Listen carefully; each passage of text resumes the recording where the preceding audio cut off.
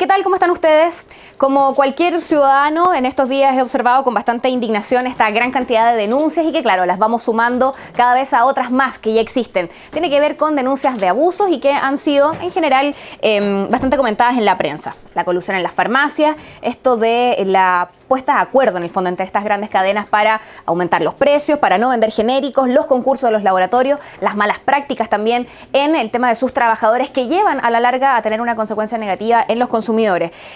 Y empezamos a echar un poco la memoria hacia atrás. Hace muy poco tuvimos una situación bastante complicada con trabajadores de un call center, con imposiciones impagas, con poca regularización justamente de esto y poca fiscalización de parte de la entidad del trabajo que debería chequear que eso esté en orden. El perdonazo a Johnson por parte de impuestos internos, que hoy es cuestionado, que es más bien una situación técnica que está siendo motivo de debate, pero en fin, que claramente es distinto a lo que le pasa a los contribuyentes cuando tienen deudas. Las repactaciones unilaterales en los retails, el lucro en la educación, el que se termina rechazando también este informe que daba cuenta de aquella situación, por cierto, la mala calidad de muchas universidades también, los deudores del crédito Corfo, víctimas de una banca que estaba prácticamente en una libertad absoluta que les permitía cobrar los intereses que quisieran, las patentes de las grandes empresas, una denuncia también hecha hace pocos días atrás, donde se da cuenta de que muchas de estas enormes entidades pagan a veces ni siquiera 600 pesos. Bueno, ¿dónde está el problema? En términos generales, si tenemos que resumir todas estas problemáticas, llegamos a un concepto: desigualdad.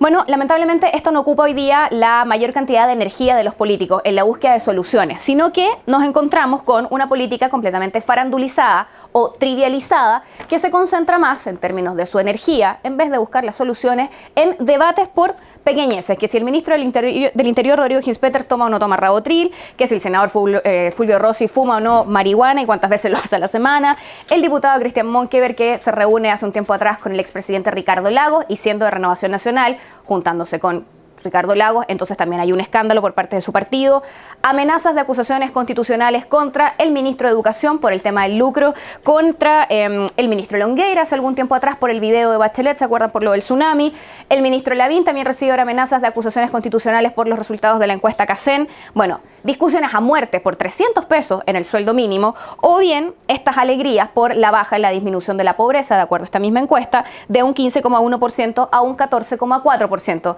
algo que cerca del 1% en cualquier encuesta sería considerado parte del margen de error.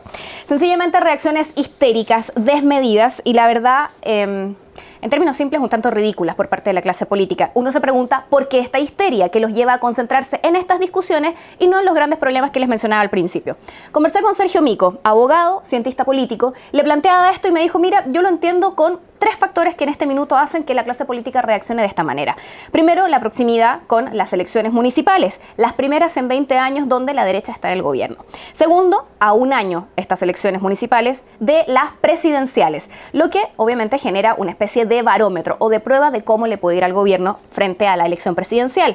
Y tercero, este nuevo sistema de la inscripción automática y el voto voluntario. Pero regresemos al problema de origen. ¿Cuál es la desigualdad? Entonces uno se puede preguntar, si ese es el problema de origen, ¿puede esta política resolver aquel problema? Esta política histérica, poco racional, con poca altura de mira justamente para estos problemas y bastante farandulizada, ¿puede esa política resolver la desigualdad? Pues la respuesta es no. La política no puede hacer nada porque estructuralmente está bastante de manos atadas. Y esto justamente conversando con Sergio Mico lo explicaba de la siguiente manera. Tenemos un sistema binominal que no permite mayores cambios, presidencialista, pero además muy ligado a los grandes capitales.